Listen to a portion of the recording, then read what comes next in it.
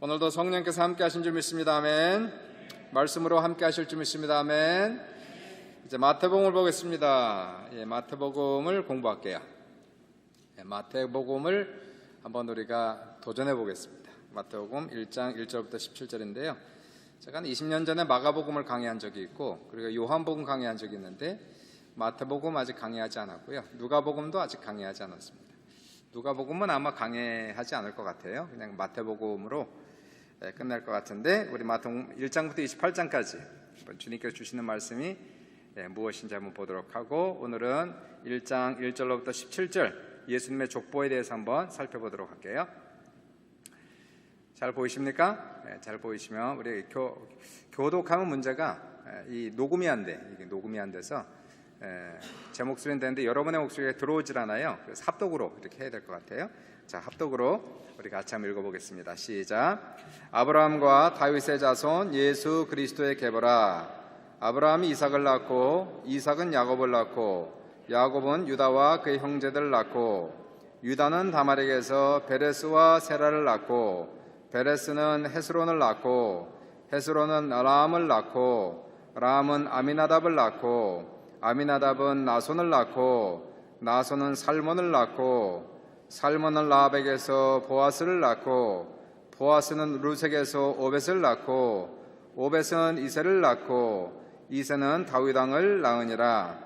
다윗은 우리아의 아내에게서 솔로몬을 낳고 솔로몬은 르호보암을 낳고 르호보암은 아비야를 낳고 아비야는 아사를 낳고 아사는 여호사밧을 낳고 여호사밧은 요람을 낳고 요람은 우시야를 낳고 우시야는 요담을 낳고 요담은 아하스를 낳고 아하스는 히스기야를 낳고 히스기야는 므낫세를 낳고 므낫세는 아몬을 낳고 아몬은 요시야를 낳고 바벨론으로 사로잡혀갈 때에 요시야는 여고냐와 그의 형제들을 낳으니라. 바벨론으로 사로잡혀간 후에 여고냐는 스알디엘을 낳고 스알디엘은 스룹바벨을 낳고 스룹바벨은 아비웃을 낳고 아비웃은 엘리야김을 낳고 엘리야김은 아솔을 낳고 아솔은 사독을 낳고 사독은 아킴을 낳고 아킴은 엘리웃을 낳고 엘리웃은 에스아사를 낳고 엘르아살은 마따를 낳고 마따는 야곱을 낳고 야곱은 마리아의 남편 요셉을 낳았으니 마리아에게서 그리스도라 칭하는 예수가 나시니라. 그런즉 모든 대수가 아브라함부터 다윗까지 14대요 다윗부터 바벨론으로 사로잡혀갈 때까지 14대요 바벨론으로 사로잡혀간 후에 그리스도까지 14대더라. 오늘은 퀴즈를 많이 내겠습니다. 오늘 본문에서 가장 많이 나오는 단어가 뭡니까? 낳고 그게 제일 많이 나오고 있죠. 좀 어려운 걸 내겠습니다. 마태복음의 원 제목은 무엇일까요? 원 제목은 뭘까요? 모르죠? 마태복음은 원래 제목이 없었습니다. 나중에 붙인 이름이고요. 마태복음, 이것은 붙인 이름이고, 전통적으로 이 마태복음은 12사도 중 하나인 마태가 쓰여진 것으로 알려져서 마태복음이다라는 제목이 나중에 붙여진 거가 되겠습니다. 또 묻습니다. 왜 마태복음이 사복음서에서 맨 앞에 위치해 있을까요? 마태, 마가, 누가, 요한, 그 중에 공관복음은 뭡니까? 공관복음은 마태복음, 마가복음, 누가복음이고요. 이 세 복음서에서 마태복음이 왜 맨 앞에 있을까? 원래 이것은 한 사람이 결정한 것이 아니고요. 어떤 한 사람이 마태복음 맨 앞에 놓자 이렇게 결정한 것이 아니고, 그때 교회라 하면은 로마 교회가 되겠죠. 공의로 모여서 교회 지도자들이 이렇게 모여서 그 순서들을 나열하기로 결정하게 되는데, 그래서 신약 성경의 순서가 그렇게 결정이 된 겁니다. 마태, 마가, 누가, 요한, 사도행전 등등 쭉 나가는데 마태복음을 복음서 중에서 맨 앞에 넣기로 그렇게 결정을 한 거예요. 근데 왜 그렇게 결정했을까? 혹시 아시는 분? 이것도 어려운 질문이죠. 저도 잘 모릅니다. 그냥 추측만 하는 건데요. 추측하는 것이 맨 앞에 놓여진 이유는 아마도 그 당시에 사람들이 마태복음을 가장 선호했기 때문에, 가장 좋아했기 때문에, 가장 인기가 높았기 때문에 그렇지 않은가, 그렇게 추측을 하게 되죠. 왜 이것이 그렇게 인기가 높았을까요? 왜 사람들이 복음서를 좋아했을까요? 이 마태복음의 특징을 한번 보시면 다른 복음서와 틀리게 마태복음에는 예수님의 말씀들과 collection of sayings라고 얘기해요. collection of sayings. 예수님의 말씀들과 예수님의 기적 이야기들 collection of stories. 이 이야기들과 예수님의 말씀이 가장 골고루 잘 섞여 있는 복음서가 마태복음이 돼요. 예수님에 대한 이야기 모음들 collection of stories. 예수님에 대한 이야기에 대한 내용들의 모음집. 그리고 예수님의 하신 말씀들을 그분의 어록이라고 얘기할 수가 있겠죠. 그러한 것들을 이렇게 모아놓은 그러한 컬렉션들, 이러한 것들이 번갈아 가면서 5번 반복이 됩니다. 그래서 이야기, 예수님의 말씀, 이야기의 모음집, 예수님의 말씀의 모음집, 이야기의 모음집, 예수님의 말씀의 모음집, 이렇게 해서 5번 반복이 되는 것으로 구성이 되어 있기 때문에 상당히 조직적으로 이 구조가 되어 있어서 읽을 때 편하고요. 머리에 쏙쏙 들어오는 복음서가 마태복음서다, 이렇게 보시면 되겠습니다. 그게 이제 마태복음의 서론에 되겠고요. 그래서 이제 첫 번째 1장부터 4장까지가 처음에 어떻게 시작합니까? collection of stories, 이야기들의 모음집. 그래서 1장부터 4장이 첫 번째 이야기들의 모음집이 되는 거예요. 그리고 5장, 6장, 7장이 그 유명한 뭡니까? 산상순이라고 하는 예수님의 말씀의 모음집이 되겠죠. 그래서 예수님의 이야기에 대한 모음집, 그리고 말씀에 대한 모음집이 1장부터 4장, 그리고 5장, 6장, 7장 이렇게 번갈아 가면서 나오는 것을 볼 수가 있게 되죠. 자, 첫 번째 1장부터 4장까지 어떠한 이야기들이 모여 있을까? 여러분이 이미 잘 알고 있지만 첫 번째 예수님의 탄생 이야기, 예수님의 탄생 이야기, 그리고 세례 요한의 등장과 그의 사역에 대한 이야기, 그 다음에 예수님이 요단강에서 세례 요한에게 물세례 받은 이야기, 그리고 그 후에 예수님께서 광야에서 사탄에게 마귀에게 시험 받은 이야기, 그리고 나서 예수님의 사역 초기에 일어난 이야기, 그러한 이야기들을 하나로 묶어서 나열하고 있는 게 1장부터 4장까지의 말씀이다, 이렇게 볼 수가 있겠습니다. 자, 그러면 그분의 첫 번째인 예수님의 탄생 이야기로 이제 시작이 되겠죠. 그래서 오늘 본문을 보시니까 이제 예수님의 탄생 이야기가 무엇으로 시작합니까? 1장 1절에 아브라함과 다윗의 자손 예수 그리스도의 계보라, 이렇게 나와 있어요.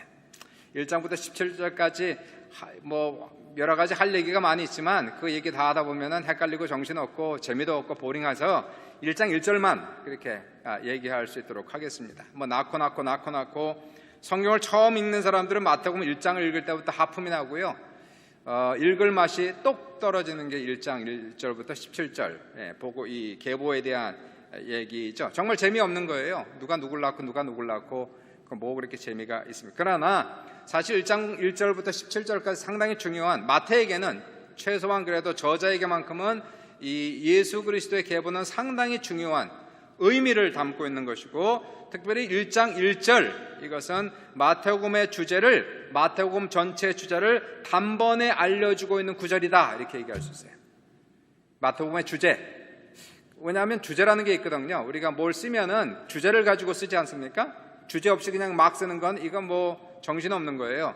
항상 무슨 글을 쓰다 보면은 목적과 주제를 가지고 글을 쓰게 돼 있는 거예요. 독자들에게 뭔가를 전달해 주고자 하는 뭔가를 가지고 그 의도를 가지고 쓰고 있는 겁니다. 그렇죠? 마태는 그러면 독자들에게, 이 책을 나중에 읽을 독자들에게 무엇을 얘기하고자 하여 마태복음을 썼는가? 이게 나오지 않겠습니까? 그 의도와 의미를 보고 있는데, 바로 마태라고 하는 그 저자의 의도, 의미, 목적이 1장 1절에 고스란히 나타나 있다는 거예요. 그러니까 사실 얘기하면 이 마태는 결론부터 얘기하고 결론을 풀어나가는 식으로 얘기하는 거예요. 이게 결론이다, 이게 주제다, 그리고 그 주제를 풀어나가는 식으로 예수님의 스토리에 대한 이야기, 예수님의 말씀에 대한 얘기들을 골라서 수집해서 그리고 기록한 책이 마태복음이다, 이렇게 얘기할 수 있기 때문에 실질적으로 마태복음 1장 1절은 상당히 중요한, 그래서 다음 절까지는 다 얘기하면요, 사실 뭐 저도 모르는 사람들 그 안에 있기 때문에 그렇고요. 자, 보십시다. 1장 1절 다시 한번 보세요. 1장 1절 다시 한번 열어주시면 1장 1절을 같이 읽습니다. 시작. 아브라함과 다윗의 자손 예수 그리스도의 계보라, genealogy, 그분의 혈통, 그분의 가문, 그분의 족보 이렇게 얘기하고 있어요. 그럼 1장 1절에서 다시 열어놓으시면은 거기서 주제는 뭘까요? 지금 마태가 얘기하고자 하는 1장 1절을 통해서 지금 무슨 얘기를 하고자 하는 것인가 한번 살펴볼 수 있습니까? 지금 주제가 뭔지 아세요? 여기에서 주제는 바로 이겁니다. 뭐예요? 예수 뭐라? 예수 그리스도, 이게 주제예요. 예수는 곧 그리스도라, 이게 주제라야 되는 거예요. 예수는 누구라? 예수는 누구라? 그리스도라. 그리스도. 누구 같은 말 아닙니까? 예수와 그리스도 같은 게 아니에요. 틀린 거예요. 예수 그리스도라고 얘기할 때에 예수라는 사람, 예수 그러면 이건 역사적 인물을 얘기하는 것이고 그분의 이름을 얘기하는 거예요. 그분의 이름이 누구라? 예수, 그리스도 말고요. 그분의 이름이 누구라? 예수의 예수, 역사적 인물. 그분의 이름은 예수란 말이 예수인데 예수님의 성은 뭔지 아세요? 아시는 분? 퀴즈. 예수님의 성은 뭘까요? 예수는 이름인데 성은 뭐예요? 성이 없어요. 성은 없어요. 그 당시에 히브리 사람들에게 성은 없어요. 우리에는 성이 다 있잖아요. 저는 이름이 뭐예요? 제 이름은 뭐예요? 권태. 제 성은 뭐예요? 주. 그래서 주 권태가 되는 거예요. 주씨에다가 이름은 권태가 되는데 그 당시에는 이름만 있지 성은 없습니다. 그래서 이름만 부르든가 아니면 예수라는 사람이 그 당시에 많았거든요. 예수라는 이름이 많았기 때문에 이게 예수 하면은 5사람이 쳐다보는 거예요. 그래서 예수 그러면서 구체적인 어떤 인물을 얘기할 때는 성이 없기 때문에 누구의 아들 예수 그렇게 얘기하는 거예요. 그러면 예수님은 누구의 아들? 요셉의 아들 예수 그렇게 얘기하는 겁니다. 그러면 정확해졌죠? 아버지 아들이 정확하게 나오지 않습니다. 요셉의 아들 예수 그 사람이구나 라가 나오는 겁니다. 자, 제 이름은 성까지 포함은 이게 지금 예수 그러면 그분의 이름이라 얘기하는 역사적 인물을 얘기하는 것이고 이름을 얘기한다면 저는 역사적 인물 아니겠습니까? 제 이름은 성은 주시오, 이름은 권태다. 그래서 주 권태가 되는 것이고 저 뒤에 있는 우리 부목사님 이름은 강씨의 승모가 돼서 강승모가 되는 것이고 우리 저 뒤에 계시는 우리 은퇴 목사님은 김씨의 부의가 돼서 김부의 목사님이 된단 말이에요. 그렇죠? 자, 그러면 만약에 제가 성이 그 당시에 만약에 한국에도 성이 없다 한다면 제 이름은 권태고 제 아버지 이름은 수원이에요. 수원. 그러면 권태, 근데 권태가 3명이다. 그럼 어떻게 합니까? 수원의 아들 권태 그렇게 얘기하는 거. 그럼 정확해졌죠? 그 사람 이렇게 얘기가 나오는 겁니다. 자, 그러면은 예수 그리스도라고 얘기할 때 예수는 역사적인 인물이고 그리스도는 뭐예요? 그리스도. 그리스도는 뭐예요? 그분의 이름이 아니라고 분명히 얘기했어요. 제가 그리스도는 이름이 아닙니다. 그러면 그리스도는 이름이 아니라면 늘상 우리가 얘기하는 예수 그리스도 또는 그리스도 예수라고 얘기하는 그리스도는 도대체 뭡니까? 뭐예요? 그분의 네, 알긴 아는데 혹시 틀릴까 봐 또 걱정돼서 얘기를 못하죠. 그분의 타이틀입니다. 타이틀. 그분의 뭐라고요? 그분의 타이틀을 얘기하는 거예요. 그분의 한국말로 뭐예요? 타이틀 하면은 그분의 그런 거예요. 예. 그러면 저로 얘기한다면 어떻게 돼요?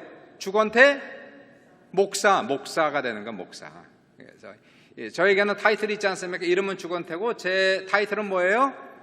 목사가 되는 거예요. 그래서 저를 때로는 주권태 목사님 또는 목사님 이렇게 부르지 않습니까? 그러면 그분은 예수 그리스도 또는 크라이스트, 그리스도 이렇게 부를 수가 있는 거예요. 타이틀로 부를 수가 있고 이름과 타이틀을 동시에 부를 수가 있는 것이 바로 그리스도라고 하는 바로 타이틀이 되는 겁니다. 퀴즈 또 나갑니다. 자, 그리스도라는 타이틀이 이거는 헬라 말이거든요. 헬라 말로 크리스토스라고 하는 헬라 말이고요. 이 말이 히브리 말로 하면은 뭡니까? 네? 메시아. 네, 이건 안 해. 크라이스트라고 하는 이 헬라 말은 히브리 말로 메시아하고 똑같은 거예요. 메시아, 그리스도 같은 말입니다. 나라 말이 틀린 거예요. 하나는 히브리어, 하나는 헬라어. 한국말로 목사, 영어는 파스터, 뭐 이렇게 되는 거 아니겠어요? 그렇죠? 파스터 이렇게 되는 거예요. 근데 한번 이렇게 가정해 보는 거예요. 사람들이 저를 주권태 목사라고 부르는데 제 이름이 주건태라고 하는 것은 그거는 어찌 뭐 부인할 수 없는 사건인데, 근데 어떤 사람들이 제가 주건태 목사 그랬더니 어떤 사람들이 내가 가짜 목사라는 거라. 아니, 과정하는 거예요. 그렇다는 게 아니고 어떤 사람들이 저를 가리고 가짜 목사라고 그러는 거예요. 그 이유는 주건태라는 사람은 신학교를 정식으로 졸업하지 않았다, 뭐 이러한 소문이 돌아요. 주건태 목사는 돈 주고 목사 안수증을 샀다, 이러한 소문이 돕니다. 뭐 신학교도 나오고 목사 안수도 받았는데, 근데 그 사람 인격을 보니까 이 사람은 목사가 아니다 라고도 얘기합니다. 여러분, 그런 경우 있죠. 그 사람 목사도 아니야, 그렇게 얘기하지 않습니까? 있죠. 여러분 고백하십니까? 그런 경우 있었어요. 그 인간은 목사도 아니야, 이런 적이 있었어요. 그 사람 인격을 보니까, 하는 짓을 보니까 목사도 아니다 라고 얘기해요. 그래서 만약에 그러한 이야기가 페이스북을 통해서 돌았다, 그래서 저의 인격이 깎이고, 그리고 제가 목사의 그러한 목회를 하는데 상당히 지금 문제가 된다라고 얘기한다면 저는 어떻게 해야 됩니까? 제가 진짜 정식 목사인 것을 증명해야 됩니다. 그렇죠? 저는 분명히 신학교를 정식으로 나왔고 목사 안수도 제대로 받았고 하나님의 분명한 컬링이 있으며 하나님의 부르심을 받았으며, 그리고 나는 목회에서 이러이러한 열매가 있었으며, 그러므로 몇몇 사람들이 나를 가짜 목사라 한다 할지라도 분명히 나는 정식으로 하나님 부르심을 받은 진짜 목사입니다라고 스스로 증명해야 되지 않겠습니까? 그것이 바로 마태가 지금 하고 있는 일이에요. 당시의 유대인들은 우리가 예수 그리스도 하면 예수는 역사적 인물이니까 부인할 수가 없는데, 그분을 그리스도라고 칭할 때에 여기에 대한 논쟁이 있었다는 거예요. 어떤 사람은 예스, 그분은 그리스도다, 그분은 메시아다 라고 인정하는 사람이 있었는가 하면, 어떤 사람은 아니다라는 거예요. 특별히 유대인들 중에서 유대인 종교 지도자들은 예수가 그리스도인 것을 강력하게 부인했다는 것이에요. 그 사람은 자칭 그리스도다, 가짜 그리스도다, 가짜 메시아다 라고 그러한 소문이 돌았다는 거예요. 그 사람은 그리스도일 수가 없다. 왜냐하면 그 사람은 십자가에 죽은 강도들 사이에서 죽은 가짜다. 그분의 부활, 예수가 부활했다고 하는데 그거는 제자들이 꾸며낸 이야기일 뿐이다 라고 얘기하면서 그리스도가 메시아임을, 그리스도임을 강력하게 부인을 하고 있었던 시대가 바로 기독교 초창기 시대였단 말이에요. 그럼 어떻게 해야 됩니까? 기독교인 입장에 있어서는, 특별히 오늘 이 학자들, 마태, 마가, 누가, 요한이라고 하는 이러한 사도들이면서 또한 학자들의 입장에 있어서는 예수가 진정한 그리스도이시며 메시아인 것을 만방에, 특별히 유대인들에게 이것을 증명해야 될 필요성을 느꼈단 말이에요. 그래서 쓴 책이 뭐다? 마태복음이다 하는 거예요. 그래서 마태의 가장 큰 숙제가 뭡니까? 마태의 주제는 뭐예요? 마태의 가장 큰 숙제는 뭐예요? 바로 예수는 그리스도시다. 그래서 1장 1절에 그 주제가 딱 나오는 거예요. 1장 1절에 아브라함과 다윗의 자손 예수 그리스도의 계보다, 이렇게 지금 얘기가 되는 거예요. 자, 그리스도가 히브리 말로 뭐라고 그랬습니까? 그리스도는 헬라 말이고요. 그리스도가 헬라 말로는, 히브리 말로 뭐라고 그랬죠? 메시아. 자, 그러면 또 퀴즈가 나갑니다. 그리스도나 메시아 똑같은 단어니까 그 뜻은 뭡니까? 의미는 뭐예요? 예? 기름 부음 받은 자. 따라해 보세요. 기름 부음 받은 자. 자, 기름 부음 받았다. 무슨 뜻이에요? 뭐 기름을 여기다 이렇게 부었다, 뭐 이렇게 기름을 부었습니까? 하나님의 기름 부음을 받았다. 이 의미는, 정확하게 의미는요, 하나님께서 어떠한 특정한 사람을 특정한 사역을 위해서 하나님의 선택받았다, 그런 뜻이에요. 그리고 하나님이 그에게 그 사역을 감당할 수 있도록 능력을 부어주셨다. 그것이 기름 부음 받았다는 뜻이에요. 기름 부음 받았다는 것은 실질적으로 구약에서는 기름을 부었죠. 제사장들에게 기름을 부었지만은 좀 영적인 의미로 얘기한다면은 어떤 특정한 사람을, 여기 정장로님이 계신데 하나님께서 정장로님을, 특별한 사람을 특정한 사역을 위해서 불러서 그 일을 맡겼고, 또 그 일을 할 수 있도록 특별한 능력을 주셨을 때에 기름 부으셨다, 그런 의미를 가지고 있는 거예요. 그러니까 예수 그리스도는 기름 부음을 받은 자다, 이런 의미를 가지고 있다는 거죠. 자, 그러면 한번 여쭤봅니다. 목사님들, 저희들도 기름 부음을 받았습니까? 안 받았습니까? 받았다고 얘기하지 않습니까? 그래서 우리가 장로님들도 이렇게 안수에 꼭 기름 부음을 받았다, 뭐 이렇게 얘기하고, 목사님들도 기름 부음 받았다 얘기하는데 왜 그럴까요? 하나님께서 우리 특정한 사람들을, 어떤 목회자들을 특정한 목회라는 사역을 위해서 부르시고 선택하시고, 그리고 그 일을 감당할 수 있는 성령의 능력을 부어주셨을 때에 목사님들도 기름 부음을 받았다, 그렇게 얘기하는 거예요. 그런데 한번 보세요. 맞다 틀리다. 옛날에 공엑스 시험 나왔죠. 공엑스 시험. 맞다 틀리다. 맞다 틀리다 갑니다. 주건태 목사는 하나님의 기름 부음을 받은 사람이다. 맞다 틀리다. 맞다. 맞다 손 들어보세요. 기름 부음 받았죠? 받았어요. 두 번째 질문. 그러므로 주건태 목사는 그리스도시다. 맞다 틀리다. 에? 왜 헷갈려요? 여기서 틀리면 안 돼. 2단이 나올 수 있어요. 잘못하면. 조심하세요. 주건태 목사는 기름 부음을 받은 사람이다. 맞다가 나왔어요. 그러므로 주건태 목사는 메시아다. 맞다 틀리다. 틀리다지. 그건 틀리다.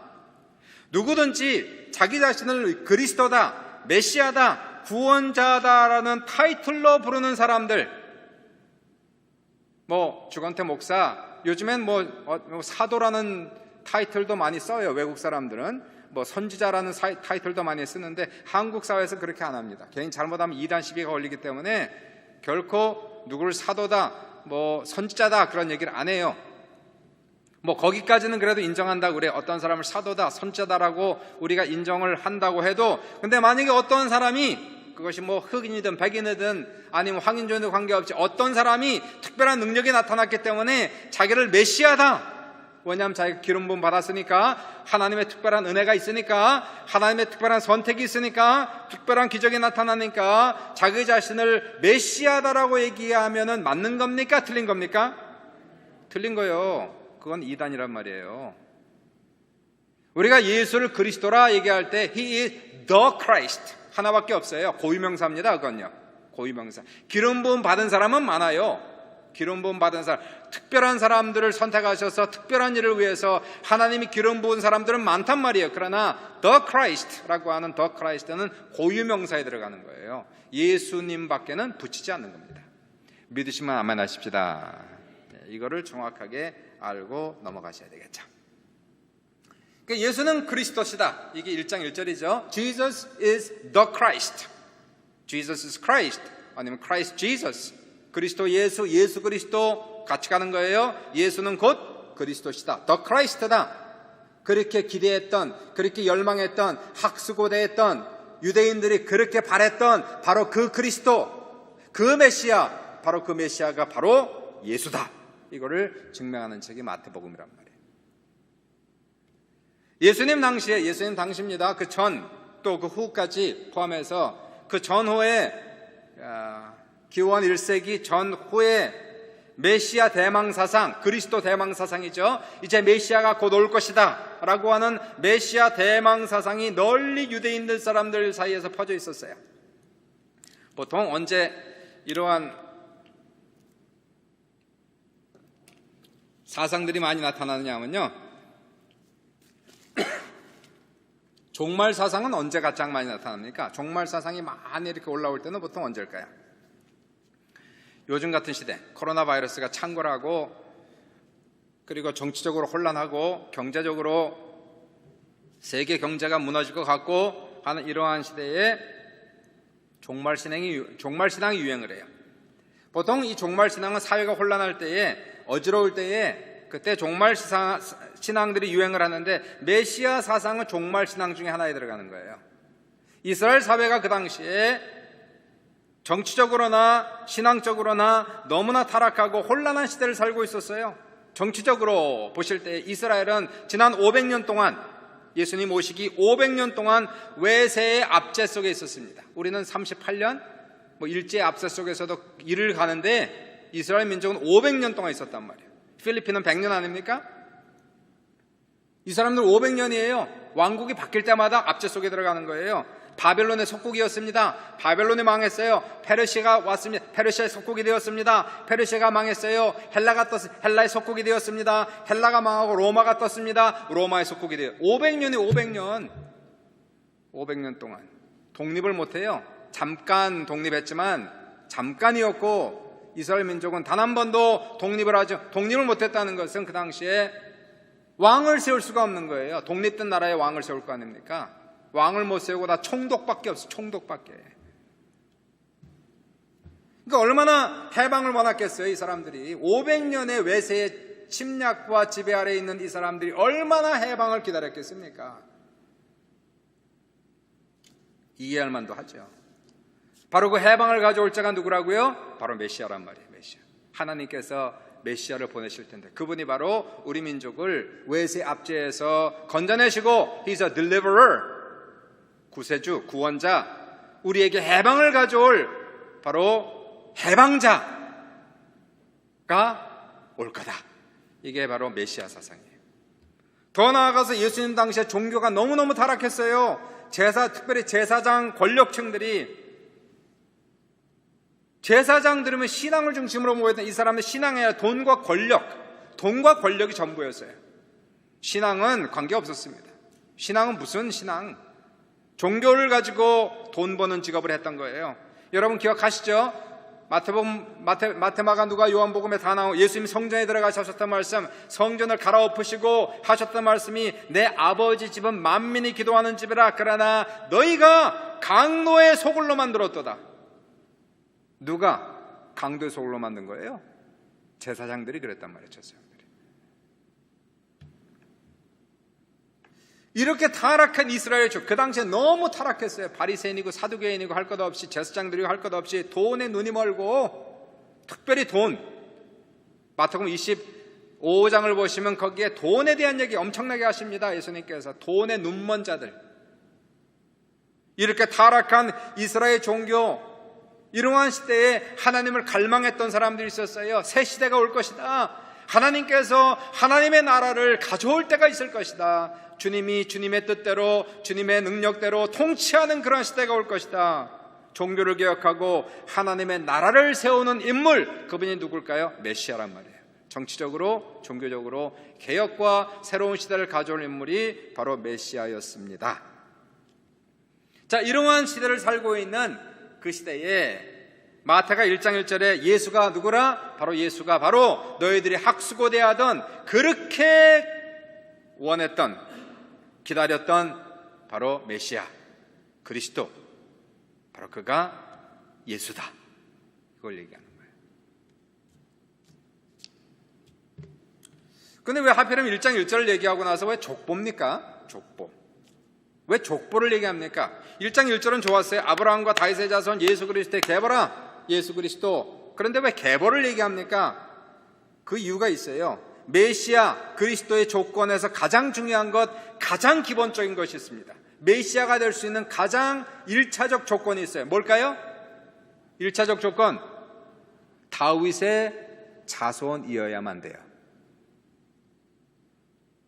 마태복음 22장 42절부터 보시면 예수님이 백성들에게 묻죠. 너희는 그리스도에 대해서 어떻게 생각하느냐? 너희는 그리스도에 대해서 어떻게 생각하느냐? 누구의 자손이냐? 대답하되 누구의 자손입니다? 다윗의 자손이니이다. 그러므로 메시아가 될 수 있는, 그리스도가 될 수 있는 1차적 조건은 다윗의 자손이어야만 돼요. 가문이 중요하고 족보와 혈통이 중요한 겁니다. 이것은요, 지금 우리 시대는 좀 이해할 수 없지만 조선 이씨 시대를 생각하면은, 조선 이씨 시대에 왕이 될 수 있는 사람은 누구였어요? 왕이 될 수 있는 첫 번째 조건, 이씨여야 돼. 전주이씨. 이성계의 손자, 이성계의 자손이 돼야 된단 말이에요. 이성계. 그 핏줄과 혈통을 물려받지 않으면 아무리 똑똑하고 아무리 유명해도 주씨는 왕이 될 수가 없는 거예요. 그때는 김씨, 박씨, 최씨 할 것 없이 아무도 왕이 될 수가 없어요. 아무리 쪼다갖고 바보 같을지라도 우선은 이씨여야 되는 거예요. 전주씨. 그래야 그 사람 1차적 스크리닝에 합격하는 거예요. 예수 그리스도, 그분이 그리스도가 되기 위한 첫 번째 스크리닝 프로세스, 첫 번째 조건이 뭐라고요? 다윗의 자손이어야만 되는 거예요. 그래서 1장 1절부터 17절까지는 아주 세밀하게 마태가 이분이 혈통적으로, 족보적으로, 계보적으로 따져서 이분은 다윗의 자손임을 증명하고 있다는 거예요. 아까도 얘기했지만요, 마태복음은 예수님이 그리스도라는 것을 증명하기 위해서 쓴 책입니다. 누구에게? 특별히 유대인들에게 가짜라고 하니까, 가짜라고, 예수님이 그리스도가 아니라고 얘기하니까 이제 여러 가지를 가지고 예수님이 그리스도인 걸 증명해야 되는데, 그렇지 않습니까? 다 가짜라는 거예요. 유대인들이, 특별히 제사장들이 이 사람은 가짜다, 자칭 그리스도지 진짜 그리스도가 아니다 라고 얘기하니까 지금 마태는 무엇을 가지고 지금 증명을 해야 돼? 이분이 그리스도이심을 증명해야 되는데 여러 가지가 있어요. 첫 번째 기적, 여러 가지 기적을 통해서 증명할 겁니다. 또 그분의 말씀을 통해서 증명할 겁니다. 아무리 기적이 많아도, 아무리 말씀을 전해도 1차적 스크리닝에 합격을 해야 돼요. 그게 뭐예요? 다윗의 자손이어야 돼요. 우선은 여기 떨어지면 아무리 기적을 많이 하고 아무리 사람이 좋았고 아무리 무슨 괜찮은 일해도 이분은 1차적 시험에 합격이 안 되는 거예요. 그래서 마태는 아주 기본적 스크리닝 프로세스, 바로 이분의 족보부터 시작을 하는 거예요. 우선 이거를 통과시켜야 그 다음에 예수님이 기적이고 말씀이고 그게 의미가 있지, 이거 통과 안 되면 그분의 기적도 의미가 없고 그분의 좋은 말씀도 전혀 의미가 없는 거예요. 그래서 마태는 좀 따분하지만 재미없는 것 같지만 유대인들에게는 족보는 엄청 중요한 겁니다. 이 책을 읽는 사람들에게는 그 당시에 예수님이 그리스도인 것을 증명하는 입장에 있어서는 대단히 중요한 것임을 볼 수가 있겠죠. 자, 그러면 마지막으로 한번 볼게요. 마지막으로 결론을 내면서, 그럼 왜 유대인들은 예수가 그리스도임을, 메시아임을 믿지 않고 거부했을까? 지금도 거부하고 있어요. 몇 소수의 유대인들만 빼고 대부분의 유대인들은 예수님이 메시아임을, 그리스도임을 거부하고 예수님이 그리스도임을 인정하는 사람들을 누구라 얘기합니까? 예수님을 그리스도라 인정하는 사람, 예수님을 그리스도라 고백한 사람을 누구라고 얘기해요? 그 사람들을 크리스찬이다 얘기하는 거예요. 크리스찬. 그분이 크라이스트임을 인정하는 사람을 크리스찬, 그렇게 얘기하는 거예요. 그러니까 여러분은 예수님이 뭐라고 인정한다? 그리스도임을 인정한다는 거예요. 그리스도임을 믿고 있다는 거예요. 그분이 그리스도이심을 믿으시 아멘 하십시다. 메시아임을 믿으시 아멘 하십시다. 이게 왜 중요할까요? 왜 유대인들은 예수님이 그리스도임을 믿지 않고 거부했을까? 이제 끝낼게요. 가장 중요한 것은 그들이 기대했던 메시아상과 예수님의 삶의 행적이 너무 차이가 난 거예요. 아까도 얘기했지만 이들이 기대했던 메시아상은 뭐 정치적 메시아, 우리를 외세의 압제에서 건져낼 해방자, 정치적 메시아, 더 나아가 종교적 메시아, 그 당시에는 종교인들을 심판하고 하나님의 나라를 이스라엘 땅에 가져올, 이스라엘 땅이 중요한 거예요. 이스라엘 땅에 가져올 바로 그 사람을 기대했어요.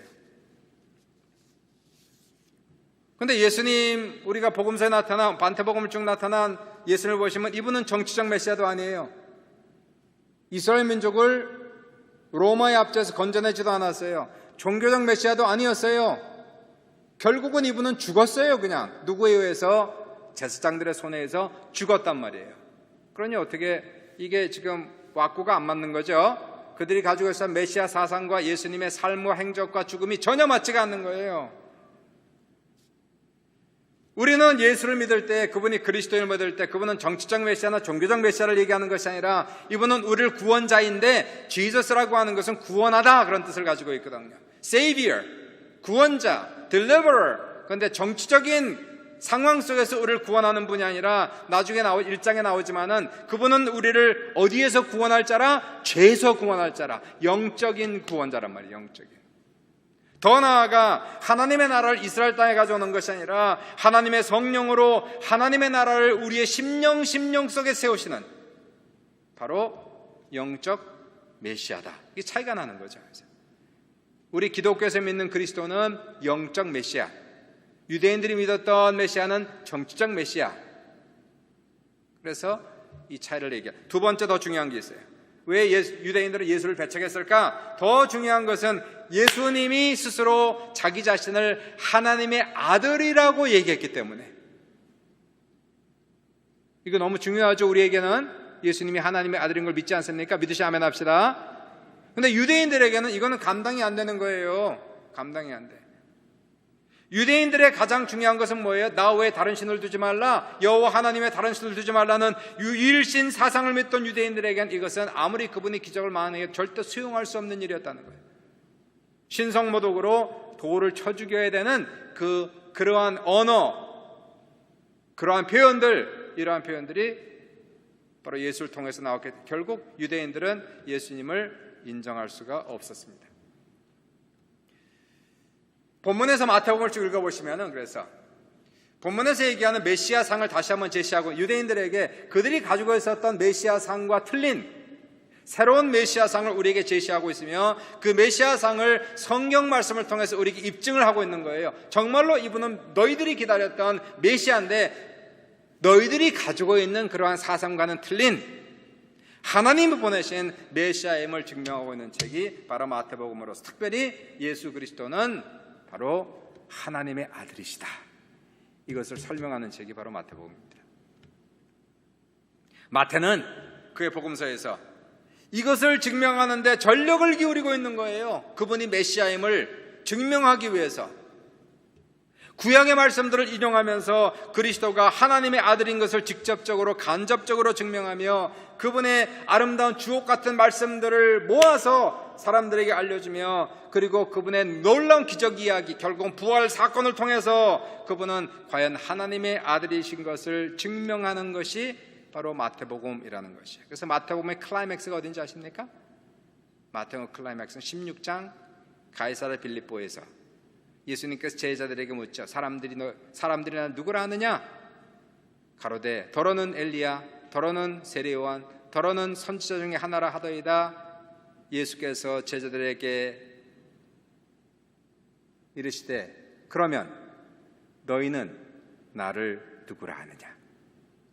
시몬 베드로 가로되 주여, 주는 그리스도시요 살아계신 하나님의 아들이시니라. 이게 주제예요. 주는 그리스도시요 살아계신 하나님의 아들이시니라.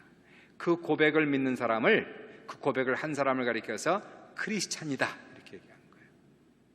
그걸 믿는 사람, 그분이 정말 해방자요 구원자요 하나님의 아들이심을 믿고 시인하고 받아들인 사람은 그리스도를 따르는 크리스찬들이고, 이것을 믿지 않는 사람은 크리스찬이 아니라는 거예요.